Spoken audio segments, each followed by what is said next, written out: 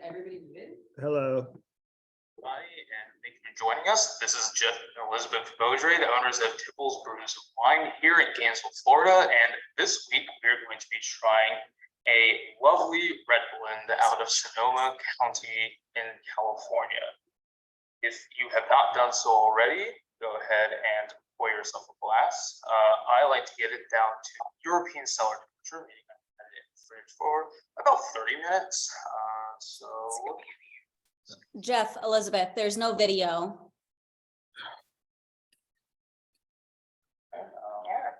Yeah, I think tonight it'll go.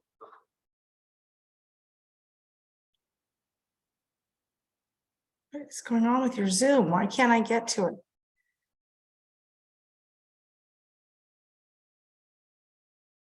What?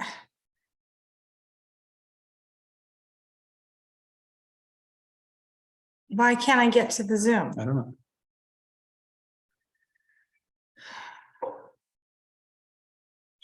Up there a second ago. Yeah, but Is it's it minimized behind there. there? You go. One moment, I'm trying to figure everything out because it's not working on his computer.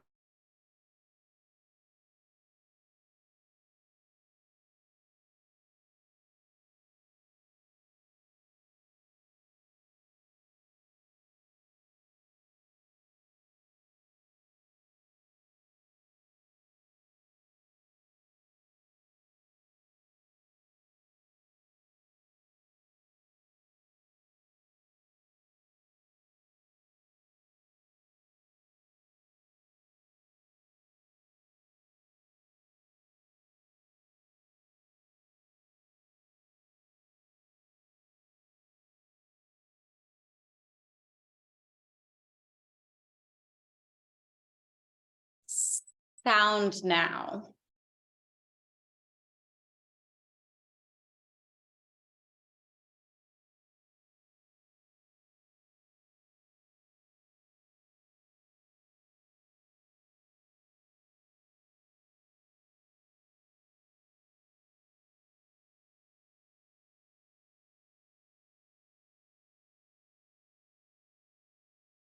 Beaudry, the owners of Tipple's Brews of Wine here in Gainesville, Florida. And this week we're going to be trying a lovely red blend out of Sonoma County in California. If you have not done so already, go ahead and pour yourself a glass. I like to get it down to European cellar temperature, meaning I had it in the fridge for about 30 minutes. So let's try this.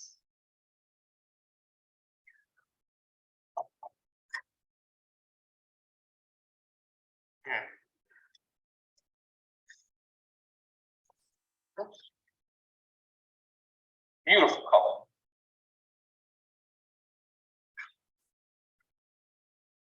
Yeah, Kristen.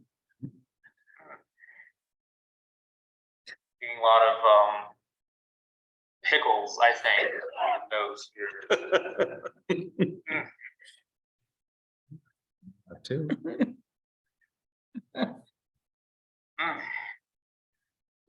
It's tasty. Maybe some Madagascar vanilla bean, maybe the type you would see in an ice cream. Like Briars? Briars, I like that call. Good call.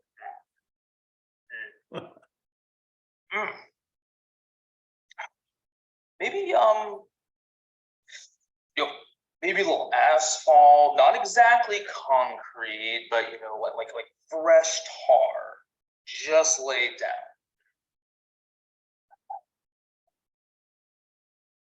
Oh, definitely, yeah. Oh, Smell? yeah. You get that heat waves coming out of this. I can totally see that. What do you guys think? What are you smelling? What are you tasting? First impressions? You guys pairing it with this week?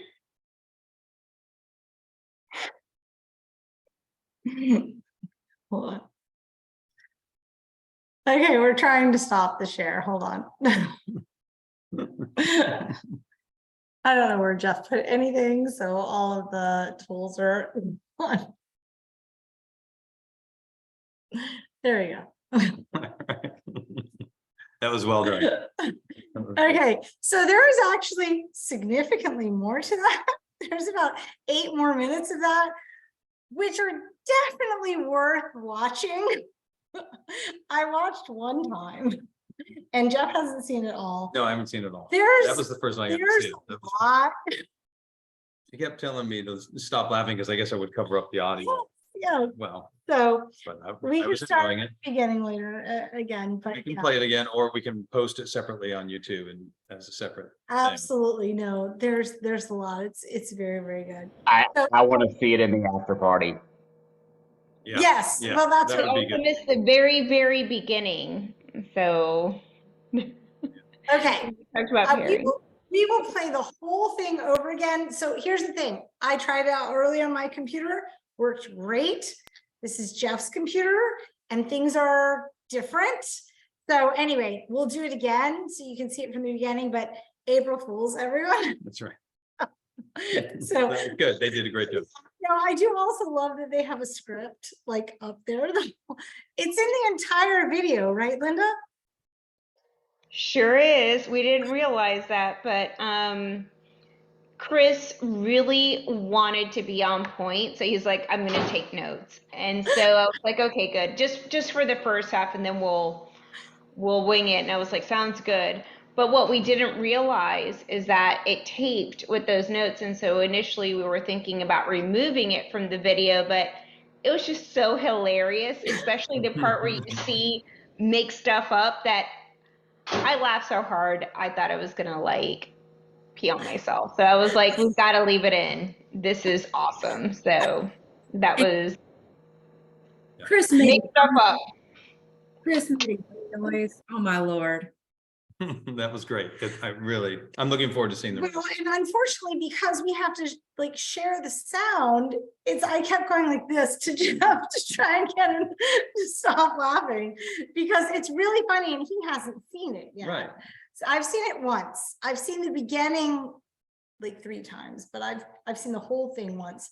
There are things that, yeah, you're gonna laugh out loud and then everyone's gonna be like, Jeff, shut up. Yeah, Okay. but it's funny. That So April Fools, everyone. All right, April Fools. Starting with that, moving on to our slightly tricky wine. The tricky wine. Tricky wine this week. Okay. There's a, So let's see. I did this. I gotta do this with these people. All right. Here we go. all right. They're seeing this. They're now. seeing that now? Yes. All right. Mhm. And we're recording. Yes, We already been recording. been from the recording. beginning. All right, just making sure. All right, excellent. Well, thank you for coming by tonight, everybody, and joining us for this week's Tipple's virtual wine tasting with Elizabeth and Jeff Vaudreuil. The Yeah, OG the version. Actual, yeah, literally. Like the Yeah. OG. I realized earlier, like, great, we just have 2 younger versions of both of us. It's really awesome fair. for my self-esteem. I didn't see the difference. Okay. So this week we are having we're going to be drinking the Red Schooner Transit #2 red blend made by Caymus in Napa Valley, California. This is made in Napa Valley, California. It is a Napa Valley, California made wine. It is Australian. Also, that's the tricky. Okay. Okay, so they're importing Australian grapes? They are importing grapes from Australia all the way to Napa and making the wine there. Oh, wow. So this is made by the Caymus winemakers Okay, in Napa. okay. It is Australian grapes. All right, Yeah. cool. So this is yeah. So that was the kind of thing. This is an Australian wine. It's also a Okay, Napa wine. So that's our April Fools on that. Yes, Okay. that's it. I did not. That's why know I what chose this April one. Fools was. That was the April Fools. That's the Okay. tricky. It's Australian and it's also California All right. because it is a Californian vintage Oops. wine, but it is an Australian sourced Californian wine. Mhm. I just like was trying to move the people over and moved all the slides, so it's fine. Okay. All right. So if you have not already done so, it is that wonderful magical time where Elizabeth has been waiting too long for wine. Pour yourself or your significant Wine, other as right? well. Did pregame with other wines. All right. It's fine. Right, Rachel, it's just inspired me. It was Rachel's fault. All right, so aromas are jumping right out of the glass. I'm not even that close to it yet. It is an inky beast. Now, that's, New World wine, certainly Australian tends to be a big, dark, rich, inky wine, for the most part. And they tend to do the same thing in California. So you merge the two together, I'm certainly not surprised, but it is exactly what I would expect, a big, dark beast on the way looking at it. Pleasantly surprised on the aromas on the nose.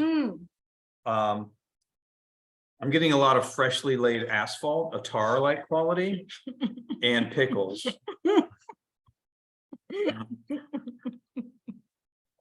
You get any ice cream. Yeah. Easter peep, a little Easter peep, so that's appropriate for this time of year.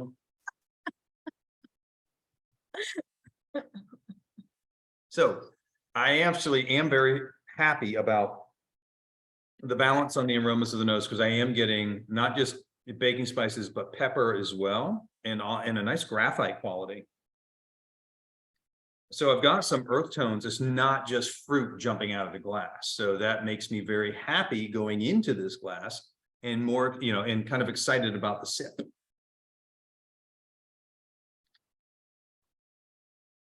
Ooh, all right. I see the dials have found something to munch on while we drink. A red pepper chimichurri steak. Terrific. Ooh, nice. Very Wonderful. nice. So, He went straight with that. yeah, I know he did. They gave me no satisfaction on that jab. So, all right. It's like, no. So actually, let's go into food pairings, right? Grilled tri-tip steak, mushroom ragu, eggplant and beef casserole, chocolate raspberry tarts. Trying to throw more We are eating none of that dessert this options. evening. No, not even close. Not Unfortunately. even close, sadly. So, Okay. Does anybody else have an appropriate pairing? Besides the Belsmans?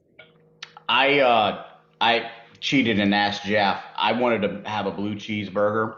So I have a bacon and blue cheese bison burger that is pairing very well with this. I'm super happy about it. That sounds fantastic. And mushroom ragu for you, Linda? I know you're vegetarian right now. I'm doing like a vegetarian friendly charcuterie, with nuts and cheese and chocolate and berries. So the chocolate and the raspberries actually go well. So, and the Yeah. Havarti, I really enjoy with it. Oh, nice. sure. Sure. Yeah. Yeah, something smoky. I love that every week we ask, she's doing like a vegetarian charcuterie and Paul's like double down on the meat. Right, right. Like Linda can't eat it, so I have to eat I her know, look, portion. you can't, there has to be balance in the world. Yeah, exactly. So, big wine, but I am liking that it's got a nice, earthy quality to it to keep it from going off the rails. This is going to pair with big, rich meals. I am very happy so far going into this guy. All right. I mean, not that it's a total shock to me, but one might think. You have had it before, so I have. you are revisiting. I have not. Really nice tannins. Now, I would say very nice present tannins, firm but velvety. So these are not prickly, they're not overwhelming, they're instantly pleasing, but they are definitely there so they can hold up to those bigger meat meals or bigger savory vegetable meals. Yeah. So So let's see. Willy Wong is a 90. Willy Wong, 90 points on this guy. So we'll keep that in mind as we move on. And Do we have an explanation for why it's transit number 2? yes, we're going to cover that when I do the label Okay, in just a second. okay, So let's go ahead and do the label. all right.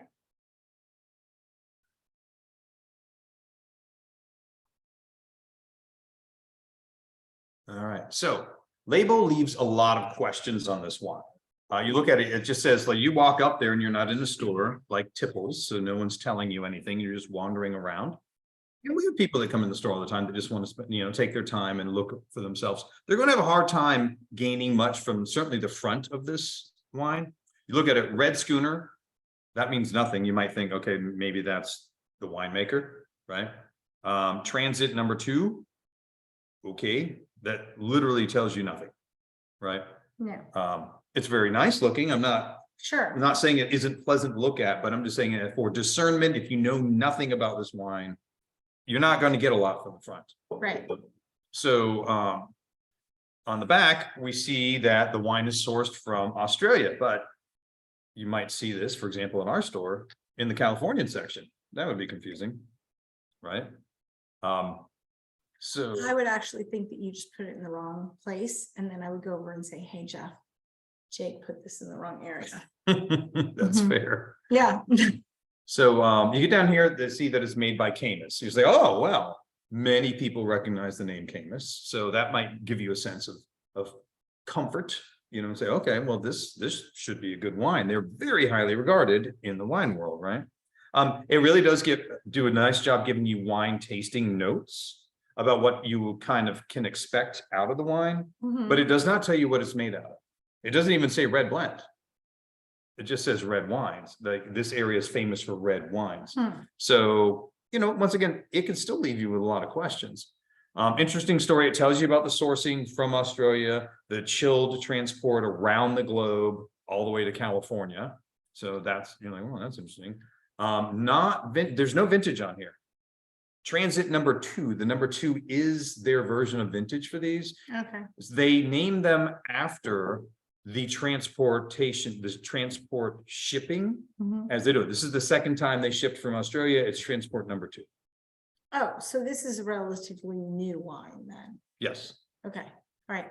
And do you know what it said, where it's cut off, where we can't see? Oh, it says an international negociant. Yes, that's what this is. This is in a case of, we've talked about negociants, right? So you have a winery that is purchasing some grapes. They may purchase all their grapes. They may purchase just a portion. In this case, from the Australian sourcing, they're purchasing all of them. So though I'm sure that they could afford to, the Caymus, the Wagner family, chose not to go to Australia and buy the land. They chose to partner with somebody and gain some great grapes. Now, it could be, and likely, that the quality of grapes they wanted those lands weren't available to purchase. Okay. So they said, well, let's go to option number 2. Sure. So this is an international negociant wine from halfway around the world. I don't think we've had that before, an international negotiant. No, never. Yeah. No, that's very interesting to me because it must cost so much just to transport the grapes that it seems like for most times it would be just that would make it cost prohibitive. I agree. Now, with the way the world is, we do get produce from around the world, which is something they talk about on the back of the bottle. I mean, it's a regular thing that we get produce from all around the world. From Australia, we get regular produce from Australia. I don't know about Australia, but we get a lot from South America and that kind of a thing. So probably more things from South Africa than you even realize, things like that. So their point is they just used a similar technology and they use the economies of scale done in that situation in order to make this project happen. Okay, all right. A pretty cool, innovative thinking. No, yeah. I mean, it's a very interesting and original project. I know that it was a challenge for you to choose something that would be tricky because you had already done 2 like I've done 2 other tricky things. Yeah. Yeah. And so when I said I wanted to do April Fools, you were like, Yeah, I was like, oh, it took me weeks to think of something. She said, I want you to do something interesting and tricky. Like, yeah. Okay. Yeah. Next time we'll sit back and Linda and Chris can just run the whole thing and we'll just sit over there and heckle them while they do it. Oh, that'd be great. Yeah. I approve. Maybe that night that I let you run the show. You didn't heckle me though. You were supportive. Yeah, it's you. You're just gonna you'll heckle Chris. It'll be nice to Linda. Yeah. You just heckle Chris. Be no mercy. There you go. Great. Ready? Yes. Well, actually, leave it here. I want to jump in here first. All So varietal content, you can stop sharing if you'd like. Sure. All right. So the varietal content on this is a GSMC, Grenache Syrah, Mourvedre, and a bit of Cabernet Sauvignon. So Grenache, otherwise known as Garnacha, Shiraz, otherwise known as Syrah, Mhm. Mataro, which is Mourvedre in Australia, Okay, and then Cabernet Sauvignon, which is Cabernet Sauvignon in Australia. shockingly. Shockingly, Okay. yes. Robbins has a white Zin for a tricky wine. Yeah, well, here's the thing, like, if I could have done it in a bag or something, so you guys wouldn't know, and then like, ta-da, you know. Oh, okay, you mean like in a brown bag Right. and like sell it and be like, hey, don't open this. Are you writing that down? No, something Oh. else. Okay, he just thought of something.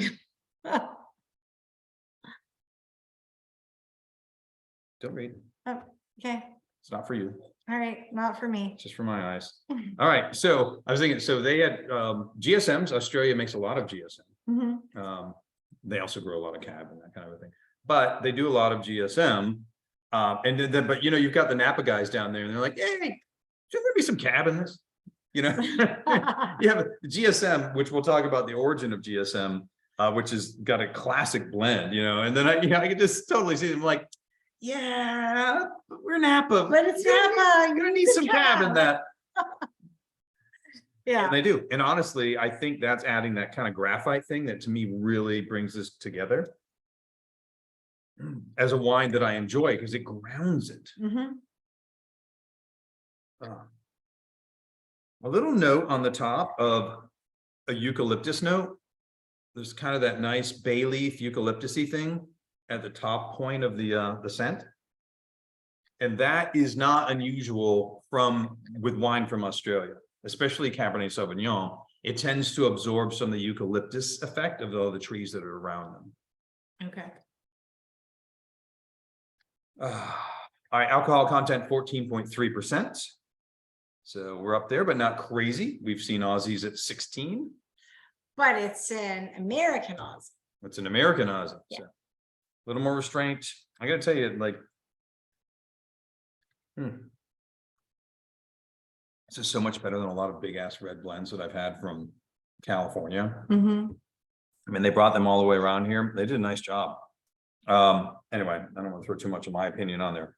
Age worthiness on this. We've got nice tannin. We've Mhm. got a raspberry note on the palate.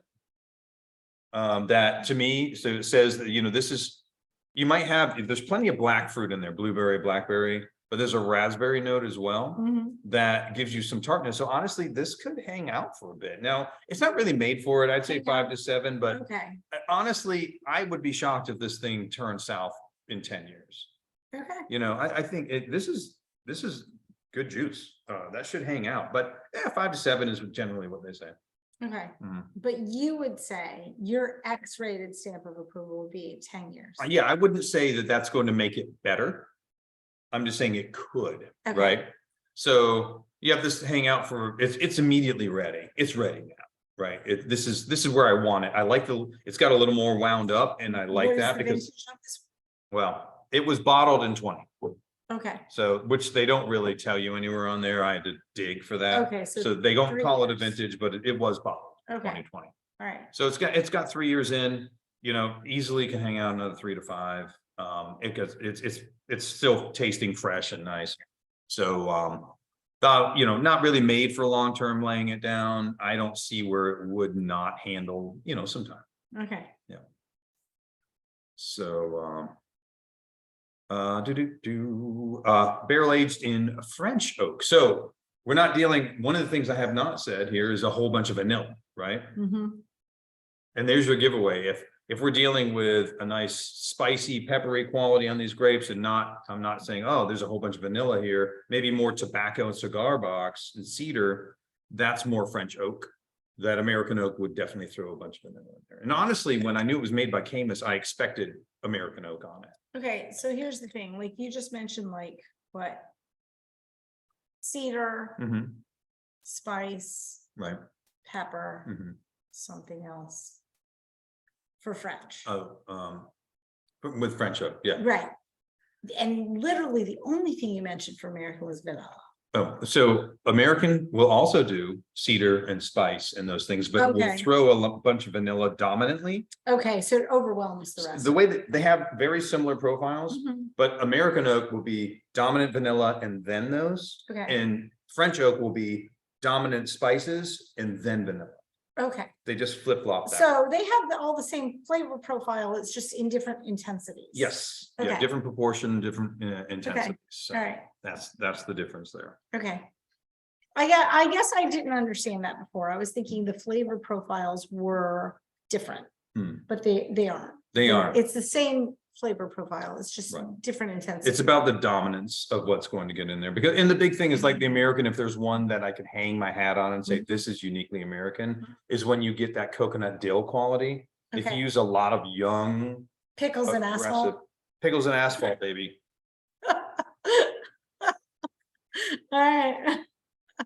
Then you know it's American when it has That's pickles right. and asphalt. Well, I'll tell you, it's really old world if you're like, is that an unclean litter box? Oh, Oh, no. that is a really unique No, choice. and then go, mm.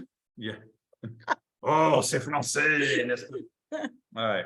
So, I have talked a ton about what I am tasting and what I'm thinking about this wine. I really haven't given anyone else a shot to discuss To express themselves. yeah, what are you guys tasting? Which fruits, which spices? Do you just agree? It doesn't have to be a lecture. I do just agree. Julie and I were talking about the kind of like the smells you get when you first, put the glass up to your nose. And I thought it was interesting, the mint, but it's listed on the back. There's like it says mint. Mhm. It almost kind of reminds me of like moonshine or like rum or something, like a boozy smell, but that mint is a good way of kind of explaining what I was smelling at first. Yeah, that would and that note would make it pair really, really well with things like lamb, Oh, that kind true. of thing, right? Yeah. Any other thoughts? So anyone thinking anything floral on the nose on this guy? I mean, now floral would go into the plants, so that goes into that eucalyptus thing going on. But to me, almost a bit of a potpourri violets thing, Oh, sure, I can. right? Yeah. I got a little bit of lavender. I was like, once you said it, I was like, if I had to name one, but then that went under potpourri. Like, I think if I ever Yeah. had potpourri around, it's usually a lavender based one. So Lavender. Yeah, I like that as a call. That's a good one. Yeah. I like that we have that much to discuss about this wine. So, Mhm. all right. Want to jump over and Sure. move things right along? Okay.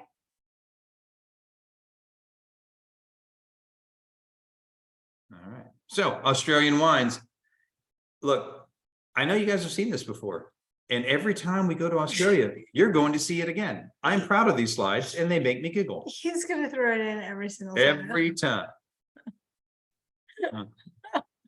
my favorite is in the first photo, like the guy is like holding the wine glass for him. Like, here, buddy, Right? let me help you with that. That's right. Here you go, jump up. Enjoy some of this fine Shiraz. All right. Next one. There we go. Yeah. And just makes you laugh. It every does. It time. makes me laugh every time. Ready? Yes.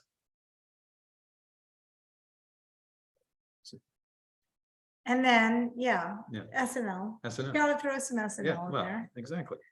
Yep. I think it's very nice. Okay, All right.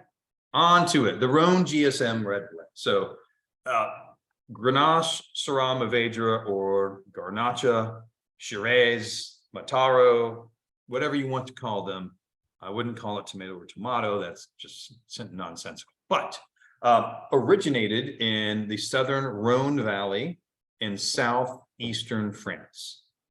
Grenache. So that's the origin of these guys, and that's what they look like. Like I say often about red wine grapes, the different versions of red wine grapes all look like red wine grapes. I mean, I know they identify them, if I were to go deep dive into it, by the shape of the clusters. somewhat, Well, that's- and shape of the grape and size of the grape. Is each cluster really like shapes like this? They tend to have a regular semi pattern to it, but you know, there's gonna be variations all over the place. And lengths, Yeah. length and girth, and like, who Who knows? knows? Yeah. Who knows? Rachel, Some of- Rachel says they all look like Africa. Yeah, Yeah, right? or maybe like a cod piece, depending on what show you're doing. That's true. Exactly, exactly. I like it. All right, next one, please. Next. Yep. All right, primary flavors, raspberry, which we've had, blackberry, which we've had, rosemary. Haven't so much gotten there tonight, but baking spices and lavender. Look at that. Call made by Julie.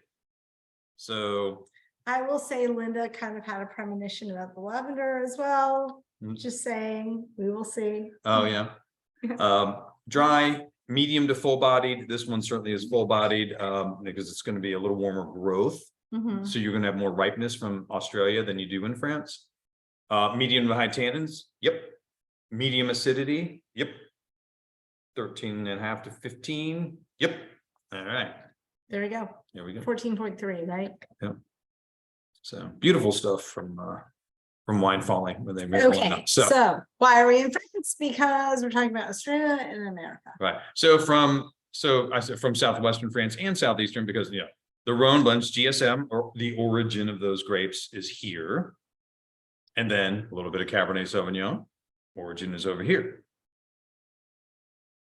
Cab, our good friend Cab. Everyone loves a good Cab.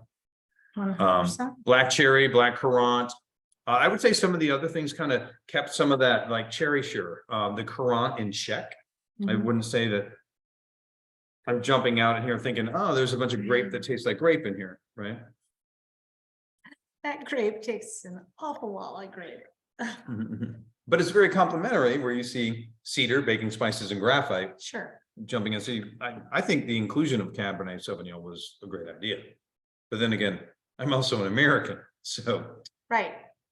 kiss you, I'm from France. But anyway, yeah, the Americans, we like it. So dry, yes. Full bodied, absolutely. Medium to high tannins again. Yep. Medium acidity. You can see it really does line up nicely with them. So next one, please.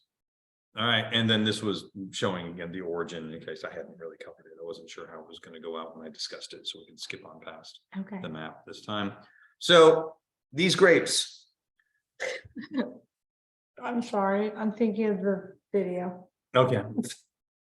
Grenache is a little more balanced. A little more balanced. So Grenache tends to be kind of it keeps more of the acidity. It's keeping some of that freshness in our blend. Syrah, depending on where it's grown, right? So Syrah is that flexible grape. We talked about that when we had a Syrah a couple of weeks ago. Cool growth Syrah, thinner skinned, still not thin skinned, but keeps more acidity as well, a little more balanced. But warm growth Syrah digs right in, thick, dark, intense skin in that peripheral zone with all the flavors. It goes ahead, it can give up all of its acidity. It's like, you want the sugar and high ABV? I'm here for you, bro. So it can be, it's got such a spectrum. So in this case, we are dealing with the warmer Australian growth. So a bit more dark coloring, intensity, alcohol production from the sugar, but still get some nice, you're going to get some of the nice, the Grenache is going to give you some of those floral components. The Syrah will give you that color and some intensity and some of those raspberry plummy flavors, Okay. you know, and then Mourvedre, the thickest skinned, it can be a little bit low in production. So it's not used as much as I wish it was, because I do love Mourvedre, Mataro, as it's called in Australia.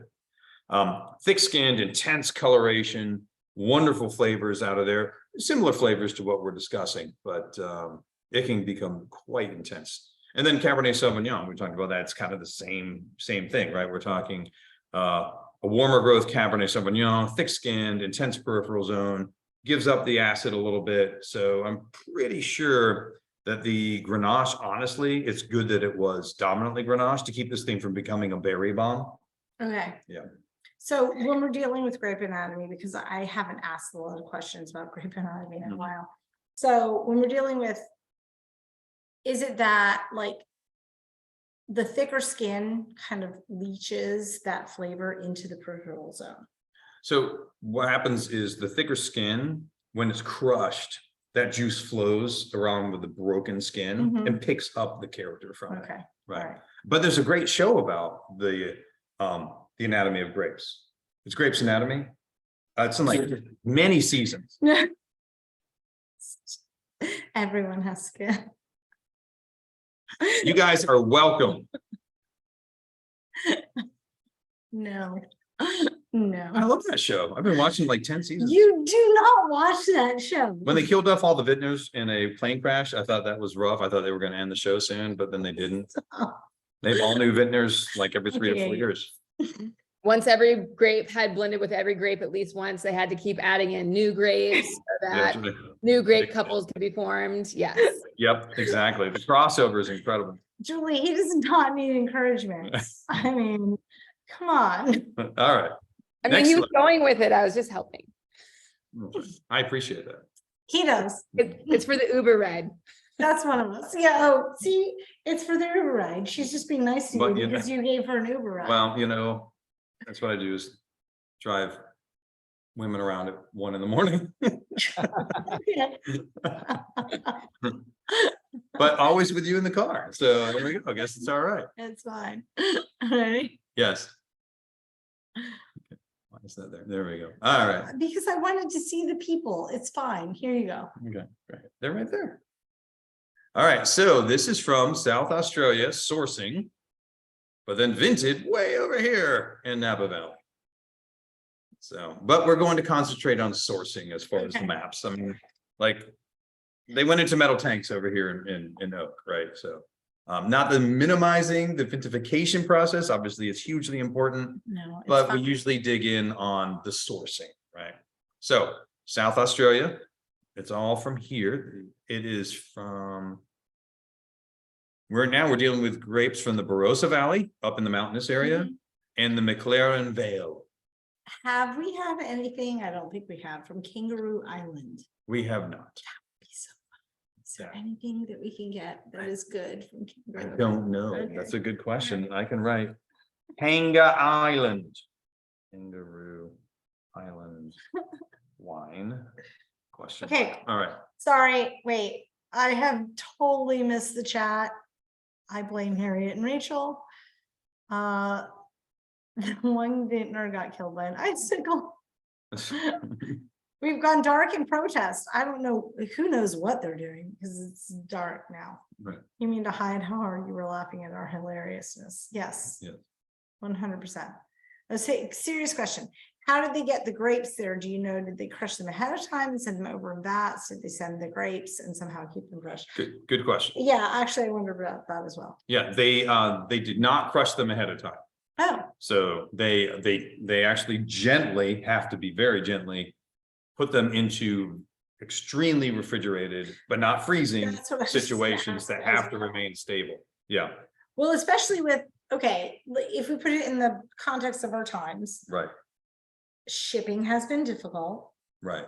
Shipping containers have sat off the coast for Right. a while, right? Sure. Before being brought in. Mhm. So, Yeah, so obviously they've got a time frame they've got to be in, and then there's a certain extent, like when you're piling grapes on each other, they begin to make the bottom ones break. sure. So there's some, when they got here, there's going to be a certain amount of loss because they want to have the crush to be under their terms. Sure. Though one of the most elegant ways to crush a grape is to literally get as much juice as you can where the grapes crush themselves. Oh, okay, Because it's kind of a gentle crush that way. Uh-huh. It's not being pushed. okay. And what you don't want to do is crack open stems or seeds because that adds a nasty astringent Band-Aid quality to Sure. the wine. Okay, Though it can, if you do it just a little bit, add a whole lot more tannin. okay. Are they flown or are they shipped? Shipped. Shipped. Yep, that's why the schooner. Oh, okay, Yep, All right. it is transit ships. all right. Mhm. I'm assuming not on an actual schooner, but on a shipping container. Right, yeah, if they do it by actual schooner, then they're really being extravagant. This is a $2,000 bottle of wine. Oh, Yeah. there's Super great. no, Yeah, exactly. All right. Another serious question. Are Chris's letters on his shirt those classic iron-on letters from the 80s? Because I feel we need to all know that. I agree. I will drop a link to the shirt in the chat. It's terrific. I love it. Terrific. Terrific. Terrific. There we go. We made it work. Terrific. All right. But it just says terroir, right? This is terrible. Okay, Yeah, it's terrorific. It's a Okay. terrorific shirt all right. or terrible shirt, whichever way you want to go. Terrible. Terrible. Oh, terrible. Yeah, that's. All right. I like the shirt. It's the 80s. We love the 80s. Okay, Ready? he's next. Yes, please. All right. Barossa Valley Vineyards. All right, so Barossa Valley, you saw that it was more up in the foothills there. So a little further from the ocean, from the bay there. Let me it's actually a Wait, gulf. did we see that? Did we have a California map? I don't think we did. No, this is Barossa Valley in Australia. Oh, in Australia. Remember, we're sticking with all the sourcing. We're not Pre-gamed dealing. again. Yeah. So that's actually interesting because I ran through all of those things and didn't even have to read my notes. I was like, crap, I'm on page 2. All right. Yep. Shiraz was Good. first planted here in 1847. Warm climate, but not too warm. And the growing seasons, which is January for them. Their Januaries are July. Yeah. So their average temperatures during the peak is really just 70 degrees Fahrenheit. So their January is not our July. Yeah. Because that would be 98. Yeah. Yeah. So anyway, Mhm. it sounds like a lovely place.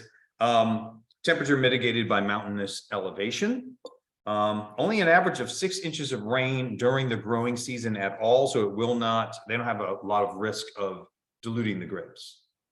Where am I? And soil is lots of clay up there, red, brown, and gray, depending on the valley. Because you're dealing with different runoff over the centuries from the mountain, as the rains do come down, mixed with mountain sand. So in this case, up in Barossa, you're dealing with clay and then sand lower. And here's another Barossa Valley, beautiful picture.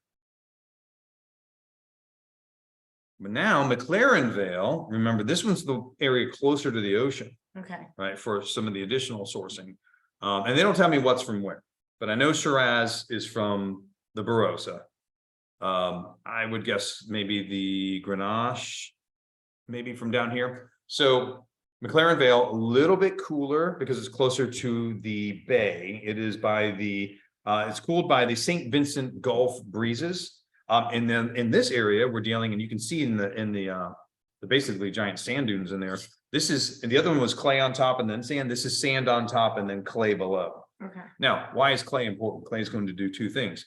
Not a lot of rain going on, but during the rainy season, it collects water and holds it for months and months. And it adds a lot of minerality.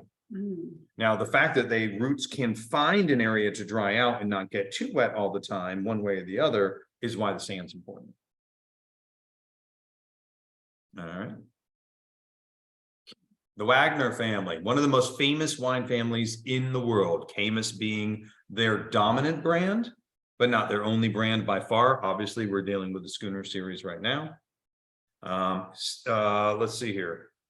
Founded by Chuck Wagner, now one of the most famous wine families in the world. So Wagner family has been growing, but the Wagner family has been, before Caymus, in the Napa Valley since the early 1800s. Wow. And there were kind of 3 families that ended up marrying together. One of them was the Belglas family as well, which is one of their other projects. The Belglas is their Pinot Noir. So the Wagner family has been there since the 1800s. Phylloxera infestation almost took everyone out 1890. But think about it, this is like, yeah, all right, they're killing it now. They're doing a lot of things. There's been a lot of, farming is hard, right? So you get 1890. They've been there. They're starting to make some grapes. They're making some wine, making some money. This is working out. 1890, phylloxera kills almost everything. Okay, but you said they were there from the early 1800s. Early right? 1800s. So they had been around for, let's say, roughly 80 years. Mhm. It's a long time. So you've established yourself. this is how you're making your money. right. And now phylloxera. And comes. phylloxera comes. Yeah. And almost wipes them out. Right, so then they figure out, vine grafting, so they can get rootstock that's not susceptible to the phylloxera infestation. They're coming back. It takes 20 years, when you're getting really good wine grapes again, 5 years for production value. So a vine needs to be at least 5 years old before it's making decent grapes. Right, so. Decent grapes, or you can drink it. No, actually pretty solid. Okay. Like 5 years, you're getting some good stuff. Not as good as 10, but you're in a highly drinkable, nice stuff level. Okay. The earlier ones, they probably sell off to, you can drink it. I'm just thinking of like when we had our nectarine tree, Mhm. like the first 2 seasons, there was beautiful fruit and it tasted like nothing, Right, So you just throw it away. right. Yeah. Yeah, it's pretty much, it's a lot like that. They Okay. have to really, All right.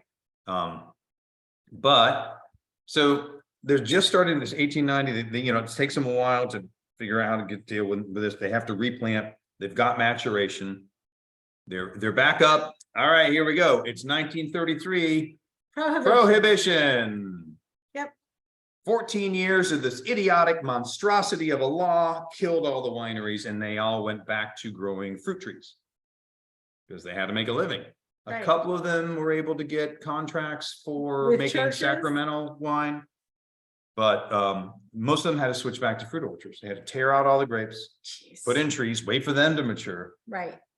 So in 19, Some of them had contracts with the mob. It was fine. right. Yeah, one would think. In 1934, a gentleman named Charlie Wagner, Mhm. not Chuck, married Lorna Belgloss. That's Lorna. Okay. All right, so Not Uniting Classic Napa Valley 34. Families, 1934. Okay. 1941. Now, let's see here, 33, 43, 47. 1941, they bought 73 acres of their own land. Still had prohibition going on. Most of it was orchards. 10 acres were grapes. Jeez. So in which I'm sure they used for themselves. Probably. Yeah, right. Yeah. Makes sense. In the 1960s, they actually were getting not nearly as much money with their orchards anymore as they could get from grapes. Things were moving along. So they ripped out all the trees and turned the entire 73 acres into grapes, grape production. So now they're exclusively grape producers. Still, and from there on, they were dedicated to wine production. So that became around 1960. They in the early 60s, they became we are a wine production family, and it moved on from there. So since then, they've had absolutely no like just fruit orchards. No, It's all been grapes. it's all been grapes Okay. since then. That's when they All right. finally locked in as exclusively this. It's now run by Chuck Wagner, who is Charlie. Remember Charlie married Lorna. Mhm. So Charlie and Lorna's son, Chuck's children, Charlie, named after his grandfather, and Jenny. And then we have some spouses in there. So, Okay. anyway, the Schooner wines are Charlie Wagner's production. Okay. So Jenny, That's the man next to the. right, The woman that was the older woman that Right. was like the wife of the right, of the original original owner. of Yeah. Caymus itself. Okay. Yeah, and then Jenny, I'm assuming on the far right there, she has her own brands. Okay. Imolo is the name of that brand. So All right. anyway, all right. So, and there's another But- brother who, Generations. yeah, and they didn't really go into the others, but I'm sure they're all being groomed. And I was like, I can't answer it. I'm sorry. I'm sure the information is out there, but was it that important for Do tonight? you know where the name Caymus came from? Because it's not No. Wagner. Okay. All right. Cool. Yeah. Moving on. Yep. Ready? Yep. Okay. So maybe I'll explain it here. Oh, there we go.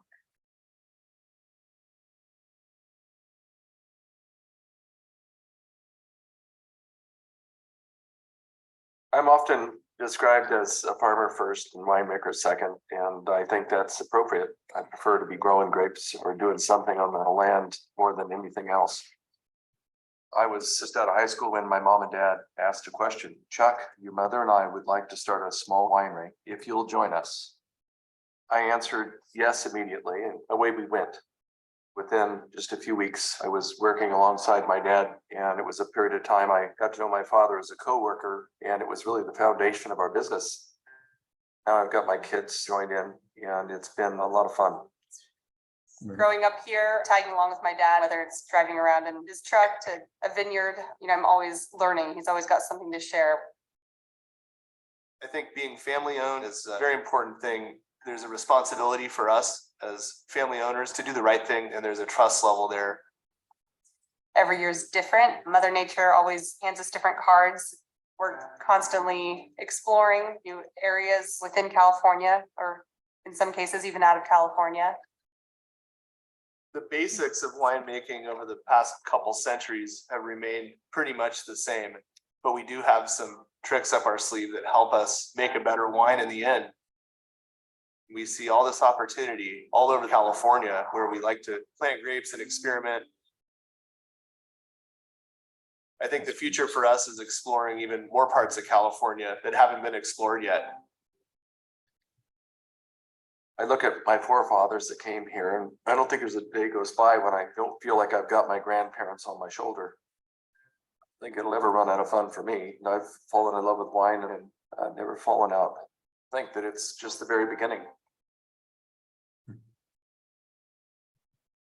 It's nice to know, it's obviously, it's a tremendously huge brand, right? And they have some projects that I like more than others. But there's a core there of genuine love and interest for what they do. So that's nice to see. And I think this was a really interesting, an interesting project for them to step up and start working with. Absolutely. And I think I actually made some nice juice. So, all right. So. Hold on, I was going the wrong way and now it's going the wrong. There we go. So we can stop the share. All right. And we'll have any additional thoughts or questions before we move on to the rating thing. So Julie and Brian had to leave, but they did give ratings before they left. So I'll wait on that. Okay. All right. Any other thoughts? Anything? Thoughts, questions? Yeah.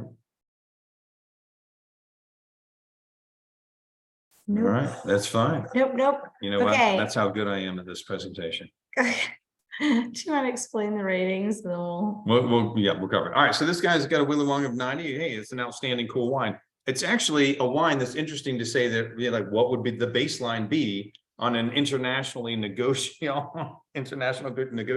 Australian wine made in Napa Valley. However,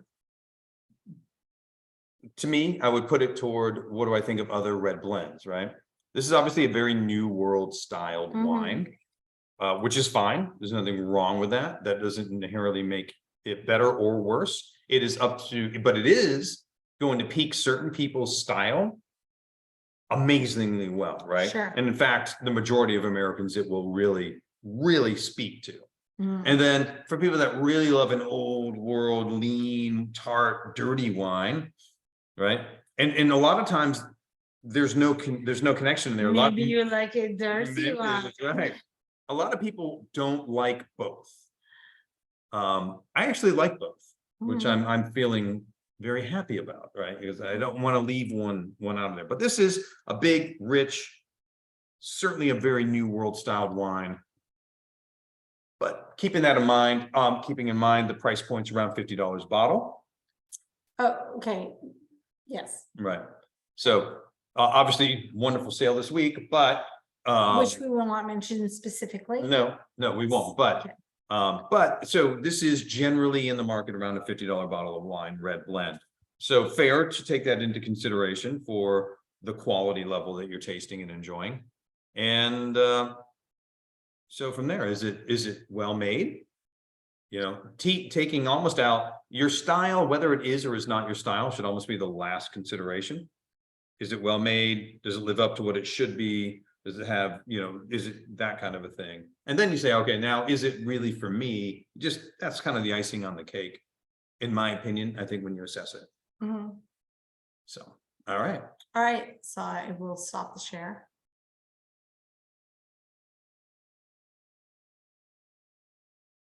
All right. So we have like I said, Julie and Brian had to leave, but Julie gives it 92, Brian gives it 93.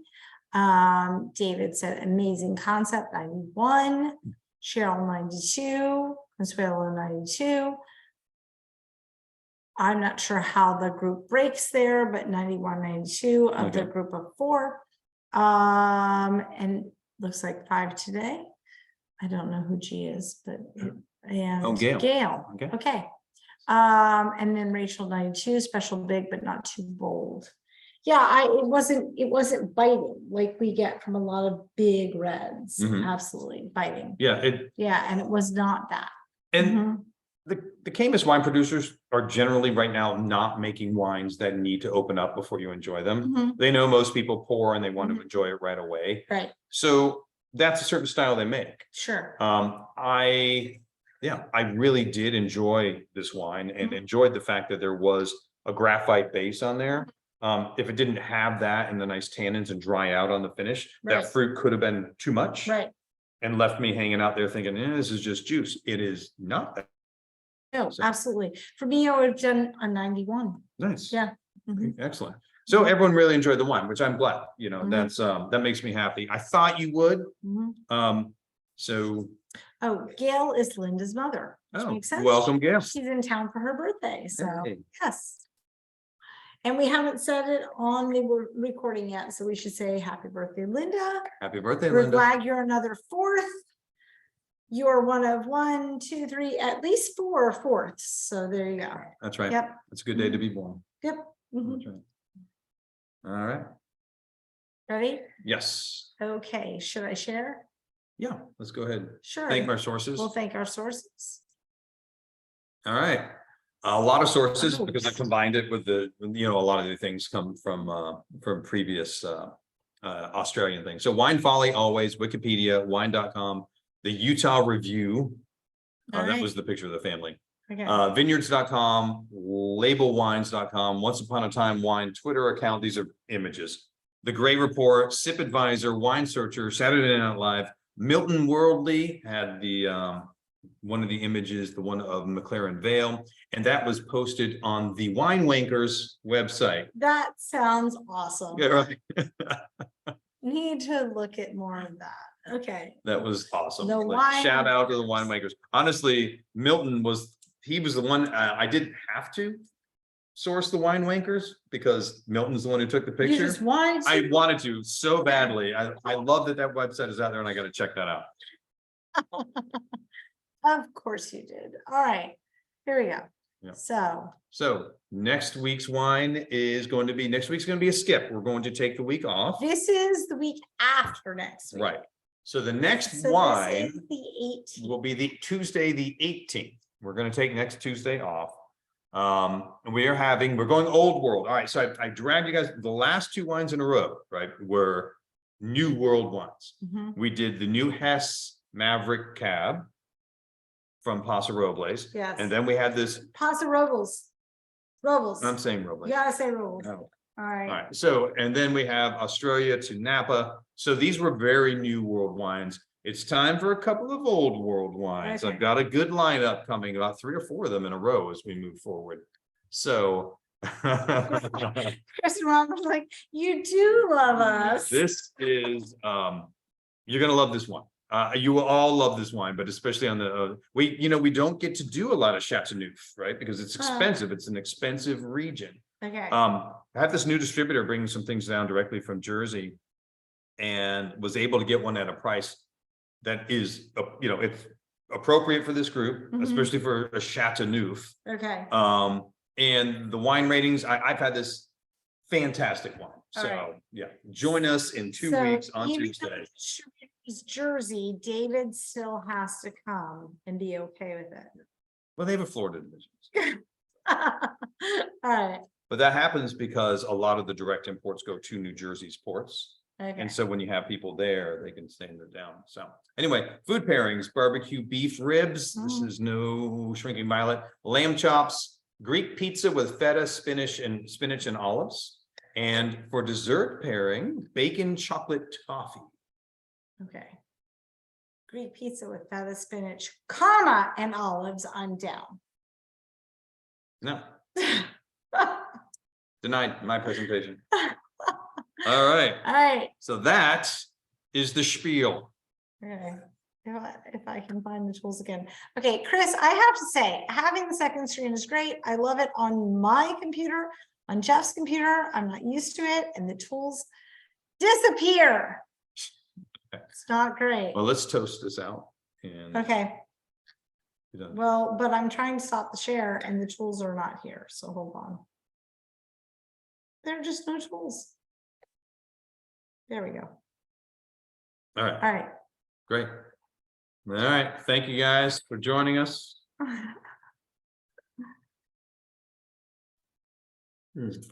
Cheers, everyone.